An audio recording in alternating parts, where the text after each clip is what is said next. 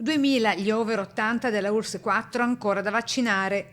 Utenti che avevamo già convocato nelle sedute vaccinali dei giorni precedenti. Adesso rifaremo il percorso con loro in modo tale da essere sicuri che abbiano ricevuto l'invito e in tal caso abbiamo due modalità. La prima è il contatto telefonico e l'operatore che contatta la persona o il figlio o il convivente mette in agenda dando già un appuntamento per la vaccinazione nei prossimi giorni, comunque entro domenica.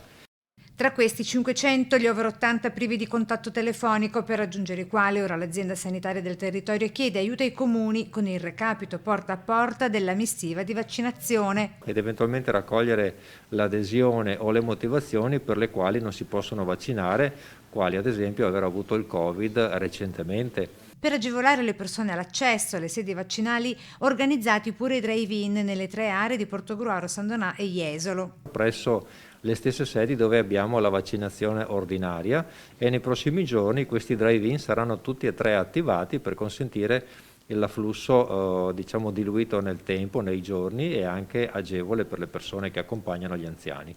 5.900 i vaccini Pfizer che includono anche la seconda dose, 600 gli AstraZeneca arrivati a disposizione della URSS 4. Dalla prossima settimana, terminata la vaccinazione agli over 80, inizierà quella agli over 70 e loro conviventi e caregiver, ma sempre solo se coetanei e pure in caso di necessità a domicilio.